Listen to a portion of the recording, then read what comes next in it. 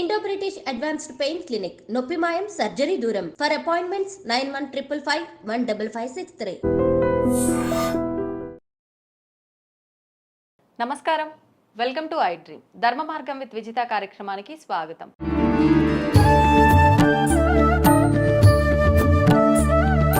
ప్రస్తుతం మనతో పాటు ఉన్నారు ప్రముఖ జ్యోతిష్య పండితులు బ్రహ్మశ్రీ డాక్టర్ గుండెపూడి శివసుధీర్ శర్మ గారు. ఇప్పుడు వారితో మాట్లాడి మరిన్ని విషయాలు తెలుసుకుందాం. నమస్తే అండి. శ్రీమాత్రే నమః. శ్రీ గురుభ్యో నమః. అమావాస్య అనగానే ప్రతి ఒక్కరు కూడా ఒక నెగిటివ్ ఆలోచనలోకి వెళ్ళిపోతుంటారు. నిజంగా అసలు అమావాస్యని మనం మంచిగా ఉపయోగించుకోవాలి అని అంటే ఎలా ఉపయోగించుకోవచ్చు? ముఖ్యంగా ఇప్పుడు ఇది మార్గశిర మాసం, ధనుర్మాసం కూడా అంటుంటారు. ఇప్పుడు వచ్చే అమావాస్యకి ఏదైనా విశిష్టత ఉందా? ఒక పితృదేవతల కోసమే కాకుండా దేవత ఆరాధన కోసం కూడా ఉపయోగించుకునే అవకాశం ఉందా? తెలియజేయండి. చాలా మంచిదనమ్మా. మనం మాసాలు చెప్పుకునేటప్పుడు 4 మాసాలు అంతకుముందు చాలాసార్లు చెప్పుకుంటున్నాం. ఆఖామావై అని, ఆషాఢ మాసం, కార్తీక మాసం, వైశాఖ మాసం, మాఘమాసం అని. అలాగే కృష్ణ పరమాత్మ భగవద్గీతలో మాసానాం మార్గశీర్షోహం అని చెప్తుంటారు. మాసాలలో మార్గశిర మాసాన్ని నేనే అని చెప్తారు ఆయన. అంత పవిత్రమైనటువంటి, అంత శక్తివంతమైనటువంటి మాసం. నిజంగా మనం అంతకుముందు చెప్పుకుంటుంటాం, ప్రతి పౌర్ణానికి ఒక నక్షత్రం వస్తుంది, ఆ నక్షత్రాన్ని బట్టి మాసం పేరు మారుతూ ఉంటుందని. ఈ మార్గశిర మాసానికి మృగశిర నక్షత్రం పౌర్ణమి రోజున వచ్చింది కాబట్టి ఈ మాసానికి మార్గశిర మాసం అని చెప్పి పిలుస్తుంటాం. మార్గశిరము అంటే మార్గము అంటే దారి, శీర్షము శిరము అంటే ముఖము. అంటే మొట్టమొదటిగా దారి చూపించేటువంటి మార్గానికి ఉండేటువంటి మాసం పేరే ఈ మార్గశిర మాసానికి ఉండేటువంటి పేరు.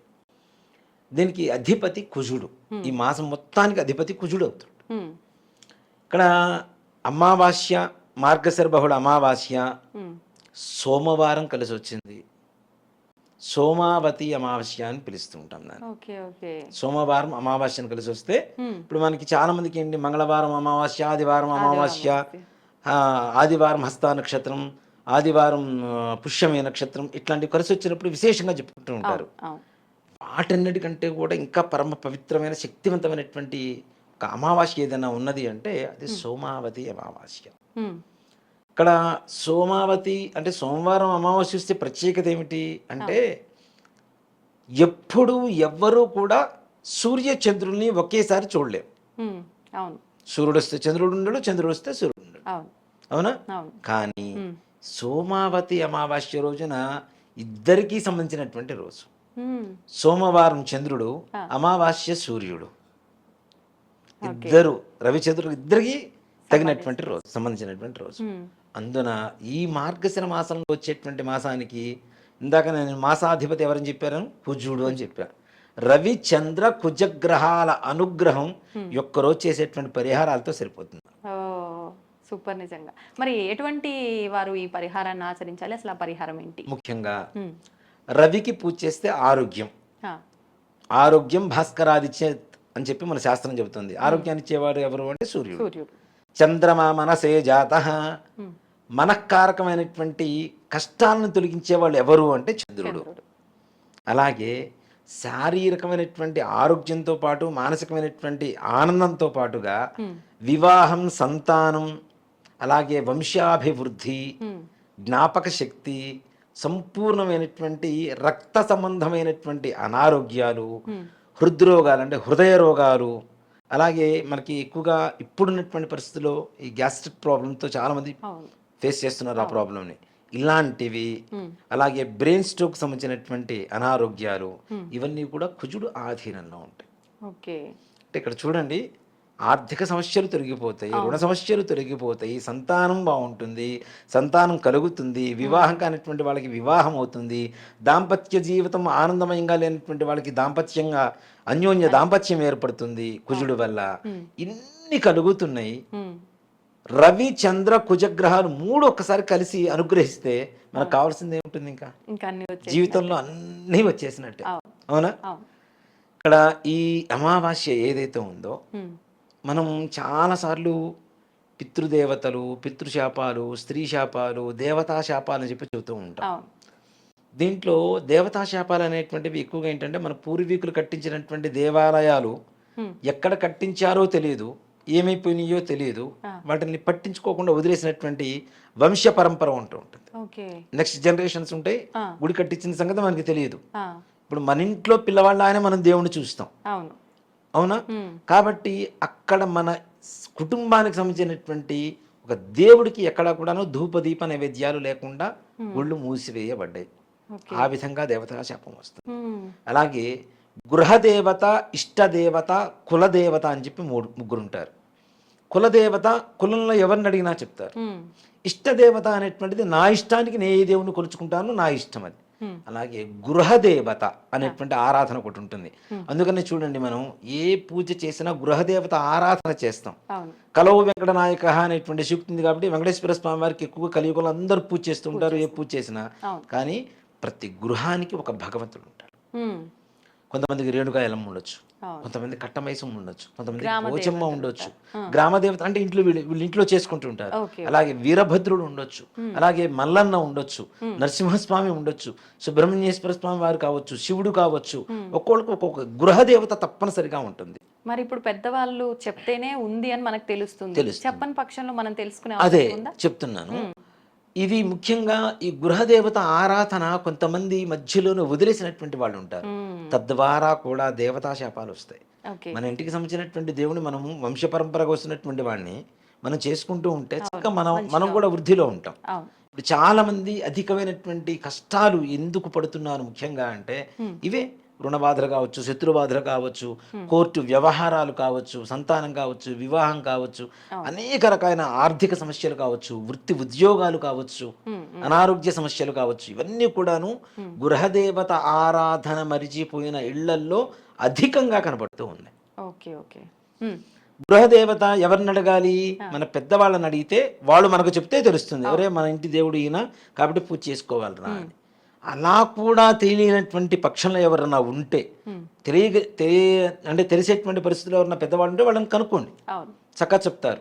లేదు కొత్తగా మాకెవరు తెలియదు, మా వాళ్ళు ఎవరు లేరు, నేను గృహదేవత ఆరాధన చేద్దాం అనుకుంటున్నాను, మీ ఇష్ట దైవాన్నే గృహదైవంగా మార్చుకోవచ్చు. ఓకే. అలా మనం నమస్కారం చేయడం ఏదైనా పూజా విధానం అదే చెప్తాను. ఈ సోమావతి అమావాస్య అనేటువంటిది ముఖ్యంగా ప్రపంచం మొత్తం కూడా ఇద్దరి మీద ఆధారపడుతుంటుంది. ఎవరు? రవిచంద్రుల మీద ఆధారపడుతుంటుంది. రెండు కలిసి వచ్చినటువంటి రోజు కాబట్టి ఎవరైనా మీ పూర్వ సంస్కృతి సంప్రదాయాన్ని అనుసరించి ఉన్నటువంటి గృహదేవత మీకు తెలిసినా తెలియజేసేటువంటి వాళ్ళు ఉంటే అడిగి తెలుసుకున్నా ఆ రోజు నుంచి ప్రారంభించడం. లేదు మేము కొత్తగా మా ఇంటి దేవత ఎవరో మాకు తెలియదు, మేమే చేసుకుంటున్నాం అనుకునేటువంటి ఇష్టదేవతని గృహదేవతగా మార్చుకోవాలనుకునేటువంటి వాళ్ళు కూడా ఆ రోజు ఆ ఇంట్లో పటం పెట్టుకొని పూజ ప్రారంభించడం అనేది ఆనవాయితీగా వస్తుంది. ఓకే. గృహం మొత్తం సంతోషకరంగా ఉంటుంది. ఇప్పుడు అంటే మన ఇష్ట దైవాన్నే దైవంగా మార్చుకోమన్నారు. పటం పెట్టడం అంటే ఆల్రెడీ ఇప్పుడు నాకు శివుడు అంటే ఇష్టము, శివుడి ఫోటో ఆల్రెడీ ఇంట్లో ఉంది, మళ్ళీ ఆ రోజున అంటే నేను ప్రత్యేకంగా శుభ్రం చేసి వేరే ప్రత్యేకమైన విధానం ఏమైనా ఆచరించాలా? శుభ్రంగా పటాన్ని మొత్తం చక్కగా తుడుచుకొని అలంకరించుకొని ఈ రోజు నుంచి నువ్వే మా గృహదేవత అని చెప్పి ఒక్కసారి స్వామివారికి నమస్కారం చేసుకొని, శివుడైతే శివాలయానికి, విష్ణుమూర్తి అయితే విష్ణుమూర్తి ఆలయానికి, సుబ్రహ్మణ్యేశ్వరుడు అయితే సుబ్రహ్మణ్యేశ్వరుడు ఆలయానికి వెళ్ళి ఆ రోజు నుంచి మీరు ఆయనకి దత్తత వెళ్తున్నట్టుగా, ఆయన మీరు దత్తత తీసుకుంటున్నట్టు కాదు, మీరు ఆయనకి దత్తత వెళ్తున్నట్టుగా మీ కుటుంబం మొత్తం కూడా ఆయనకి రుణపడి ఉన్నట్టుగా భావించి దత్తత స్వామివారికి మనం దత్తత వెళ్తున్నాం అనేటువంటి భావనతో నమస్కారం చేసుకొని అర్చన చేయించుకొని రాండి. మీకు గృహదేవత శాపాలు సంపూర్ణంగా విముక్తి కలుగుతాయి. గృహదేవత అంటే దేవతా శాపం అనేటువంటి విముక్తి కలిగితే ఇంట్లో అన్ని సకల ఐశ్వర్యాలు కలుగుతాయి నాన్న. ఇంట్లో పిల్లలు మంచి సత్సంతానం కలుగుతుంది, వాళ్ళ ఆరోగ్యం బాగుంటుంది, పిల్లలు బుద్ధిమంతులుగా ఉంటారు, దుర్వ్యసనాలు దుస్నేహాలకు దూరంగా ఉంటారు, సద్బుద్ధితో ఉంటారు, అట్లానే మంచి విద్యావంతులు అవుతారు, సత్ప్రవర్తన ఉంటుంది. ఇప్పుడు నిజంగా అష్టైశ్వర్యాల్లో మన మాట వినేటువంటి పిల్లలు పుట్టడం కూడా మనకు ఐశ్వర్యంలో ఒక భాగమే. నిజంగా ఇప్పుడున్న పరిస్థితుల్లో అది ఇంకా ముఖ్యమైనటువంటి అంశం కదా. కాబట్టి ఇలాంటివి ఈ రోజున చెయ్యవచ్చు. అలాగే అసలు ఇవేవి మాకు చేత కాదని మేము చేసుకోలేము అలాంటి వాళ్ళు, మనం ఎక్కువగా అమావాస్య అంటేనే ఇందాక మీరు చెప్పినట్టుగా నెగిటివ్గా ఎక్కువగా ఫీల్ అవుతుంటారు. చీకటి అసలు చంద్రుడు ఉండడు, ఉండడు. రాత్రి మొత్తం చీకటే ఉంటుంది. అందుకని ఆడపిల్లలు కూడా అమావాస్య రోజు రాత్రిపూట బయటికి వెళ్ళొద్దు, మధ్యాహ్నం బయటికి వెళ్ళకండి, తల స్నానం చేసి అంతకంటే తిరగండి, జుట్టు విరబోసుకోకండి, కనీసం కాళ్ళలో అయినా చిన్న కాటుకైనా పెట్టి బయటికి పంపిస్తారు. అవును. కాటుకు పెడతారు, కొద్దిగా ఆయిల్ తీసుకొని నెత్తిన పూసి బయటికి పంపిస్తుంటారు. ఇది నిజంగా రక్షగా ఉంటుందా? చాలా చాలా తప్పనిసరిగా. దీనివల్ల అంటే ఎక్కువగా ఏమవుతుంది అంటే ఈ అమావాస్య రోజున చెడు ఎక్కువగా ప్రబలుతూ ఉంటుంది. చీకట్లో ఉంటేనే కదా చెడు వచ్చేది.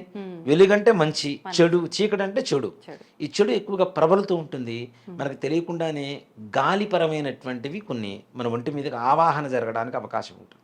గాలి రూపంలో ఆత్మలు ఉంటాయి అంటుంటాం కదా. ఆ ఆత్మని మనం ఎవరైనా నమ్మినా నమ్మకపోయినా ఓకే, తప్పనిసరిగా ఎవరికైనా ఒక గాలి సోకింది అంటే ఎవరైతే ఆత్మ వాళ్ళని ఆవహిస్తుందో వాళ్ళ లాంగ్వేజ్లో మాట్లాడతారు వాళ్ళు. ఇటీవల ఇట్లా సబ్జెక్ట్స్తో కొన్ని సినిమాలు కూడా వచ్చినాయి. ఓ మాట చెప్పాలి అంటే, అవునా, వాళ్ళ ఊరు పేరు, వాళ్ళ అడ్రస్సు, తర్వాత వాళ్ళకు ఉండేటువంటి లాంగ్వేజ్, హిందీ లాంగ్వేజ్ అనుకుందాం, హిందీలోనే మాట్లాడుతుంటారు. వీళ్ళకి ఏమీ రాదు అంతకుముందు అసలు హిందీ, కానీ హిందీలో మాట్లాడుతుంటారు. ఉర్దూలో మాట్లాడుతుంటారు, ఇంగ్లీష్లో మాట్లాడుతూ ఉంటారు. అవునా? సో ఇలాంటివి జరగడానికి కూడా అవకాశాలు ఉంటాయి. కాబట్టి ఆ రకమైనటువంటి బాధలు కానీ మనకు తెలియకుండానే కొంతమంది శత్రువులు ఉంటారు, మనసులో తిట్టుకుంటూ ఉంటారు, ఎదుటి వాళ్ళ మీద ఇంకా వెక్కబోయడానికి బయటికి కక్కలేక లోపల మింగలేక బాధపడేటువంటి వాళ్ళు చాలామంది ఉంటారు. అలాంటి వాళ్ళు అసూయపరులు ఎక్కువగా క్షుద్ర ప్రయోగాలు చేయడానికి కూడా ఏమాత్రం వెనకాడరు. ఇప్పుడు ప్రతి ఒక్కరి దగ్గర దేవతాశక్తి అమితంగా లేదుగా. అమితంగా దేవతాశక్తి ఉంటే వాడు ఏ ప్రయోగం కాదు, ఏం చేసినా వీడికి ఏం కాదు.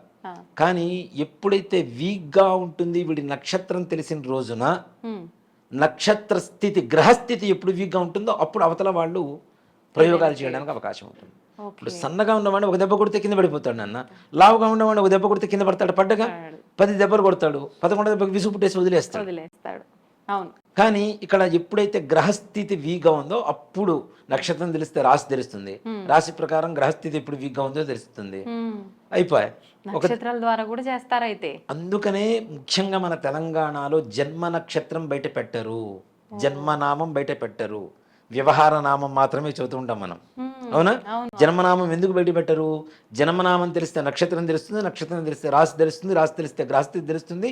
గ్రహస్థితి ఎప్పుడు వీక్గా ఉందో అప్పుడు దెబ్బ కొడితే వాడు కింద పడిపోతాడు. వాడి మీద బాణామతి, చిల్లంకులు, అనేక రకాలైనటువంటి దరిద్రపోటు ప్రయోగాలన్నీ చేస్తూ ఉంటారు. ఇలాంటి ప్రయోగాలు చేసేటువంటి వాళ్ళ ఉద్దేశం ఎవరికన్నా ఉన్నా, మన మీద చేసిన అలాంటివి కూడా సొక్కకుండా ఉండేందుకు, అలాగే ముఖ్యంగా మనము గ్రామంలో ఉంటున్నామంటే గ్రామ దేవత అనుగ్రహం పరిపూర్ణంగా మనకు కావాలి తప్పనిసరిగా. అలాంటి గ్రామ దేవత శక్తిని ఇంకాస్త ఇముడీకృతం చేసి, ఇంకాస్త శక్తివంతంగా తయారు చేసి, ఆ శక్తిని మన ఇంటి దాకా తెచ్చుకొని ఇలాంటి విషయాల ద్వారా వచ్చేటువంటి బాధల నుంచి నివృత్తి కలగడానికి కూడా అవకాశం ఈ యొక్క సోమావతి అమావాస్య బాగా కలుగజేస్తూ ఉంటుంది. ఎలా గ్రామదేవత ఆలయం ఉంది మన పొలిమేరలో, కట్టమైసమ్ము, మైసమ్ము, పోచమ్ము, గంగానమ్ము, అల్లూరు పోలేరమ్ము, ఏదో ఒక దేవత ఉంటుంది, అమ్మవారు ఉంటుంది. అక్కడ ఆ పూజారులు కూడా ఉండరు తొందరగా కదా. ఒక 27 నిమ్మకాయలు చక్కగా మాల గుచ్చుకోండి. ఇట్లాగా దారానికి పసుపు పోసి నిమ్మకాయ మాల గుచ్చుకొని చక్కగా గంధం పెట్టి కుంకుమతో బొట్టు పెట్టండి. ఒక 11 నిమ్మకాయలు తీసుకోండి విడిగా. ఇంట్లో పెరుగన్నం లేదా పాయసం, బియ్యంతో తయారు చేసిన పొంగలి, ఈ రెండిట్లో ఏది అవకాశం ఉంటే అది, కొబ్బరికాయ, అగరబత్తీలు, పసుపు, కుంకుమ ఇవి తీసుకొని వెళ్ళండి.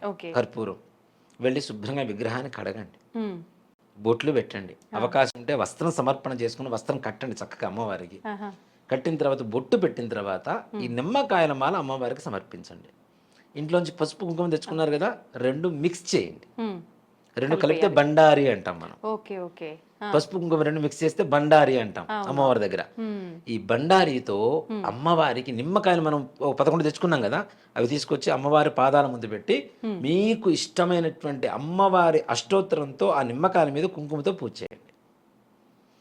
ఆ నిమ్మకాయలు ఇంకాస్త శక్తివంతంగా తయారవుతూ ఉంటాయి కదా. చక్కగా పూజ అంతా అయిపోయిన తర్వాత నైవేద్యం పెట్టి హారతి ఇచ్చేసి నిమ్మకాయలు తెచ్చుకొని ఇంటికి 11 తెచ్చేసుకోండి. ఒక 3 నిమ్మకాయలు చక్కగా ఇంటి ద్వారాన్ని కట్టండి. ఒక నిమ్మకాయ కట్ చేసి పసుపు కుంకుమ అద్ది అటోటి ఇటోటి గుమ్మం గడపకి ఇరు పక్కల పెట్టండి. ఉమ్, ఇంకో నిమ్మకాయ ఒక రాగి చెంబులో కొద్దిగా నీళ్లు పోసి పసుపు కుంకుమ ఉమ్, కొద్దిగా నల్ల నువ్వులు ఒక 4-5 మిరియాలు ఆహా, దాంట్లో వేసి ఈ నిమ్మకాయని వేసి ఇంట్లో ఈశాన్యం దిక్కున పెట్టండి. ఉమ్, అప్పటికి 5 నిమ్మకాయలు 5 అయిపోయినాయి. ఇంకా 6 నిమ్మకాయలు ఉంటాయి. అవును. వీటిల్లో ఒక ఇంట్లో ఎంతమంది అయితే ఉంటారో Hmm. అంతమంది నిమ్మకాయలు ఆ నిమ్మకాయలన్నీ కట్ చేసి చేసి. ఒక జ్యూస్ చేసుకొని అందరు తలా కొద్దిగా తాగండి. ఉమ్, శరీరం లోపలికి వెళ్ళిపోతుంది కదా, అవును. లోపల ఉండేటువంటి రోగాలు ఇట్లాంటివన్నీ కూడా వెళ్ళిపోతాయి. ఉమ్, అలాగే మిగిలిన నిమ్మకాయ ముక్కను ఏం చేయాలి, ఉమ్, ఆ నిమ్మకాయని మరుసటి రోజు ప్రొద్దున స్నానం చేసేటప్పుడు Hmm. తలకి పట్టించుకొని చక్కగా శుభ్రంగా స్నానం చేయండి. ఓకే. ఈ తలకెందుకని? అంటే ఇక్కడ శిరస్సులోనే ఉండేది కదా, మొత్తం ఉండేది అంతా కూడా బుర్రంతా అక్కడే ఉంటుంది కదా. అవునవును. కాబట్టి అంటే ఇక్కడ పట్టినటువంటి రోగాలు మొత్తం పోతున్నాయి, పోతున్నాయి. ఇక్కడ పట్టినటువంటి రోగం పోవాలంటే అది పట్టాలి గట్టిగా. ఉమ్, కాబట్టి ఆ నిమ్మకాయని చక్కగా తలగ పెట్టుకొని తల స్నానం చేయండి. ఉమ్, ఇంట్లో అంటే బయట తిరిగి వచ్చినటువంటి భూత ప్రేత పిశాచ బాధలు కానీ, ప్రయోగ బాధలు కానీ, గాలి ఇట్లాంటివి సోకటాలు కానీ ఏవి కూడా మన ఇంటి వైపు లోపలికి అడుగు పెట్టాలన్నా, మన ఇంటి వైపు కన్నెత్తి చూడాలన్నా భయపడి వెనక్కి వెళ్ళిపోతాయి. ఉమ్. ఇలా ఎన్ని రోజులకు ఒకసారి చేయొచ్చు అంటారు? ప్రతి అమావాస్యకి ప్రతి అమావాస్యకి. అలాంటిది సోమావతి అమావాస్యతో ప్రారంభించండి, ఆహా. ఇంకా బ్రహ్మాండం. ఓకే. మొత్తానికి నిజంగా మీరు చెప్పినట్టు ఎటువంటి సమస్య ఉన్న వారికైనా ఈ సోమావతి అమావాస్య చాలా ప్రత్యేకమైన రోజు అని చెప్పవచ్చు. సంజీవిని సంజీవని నిజంగానే.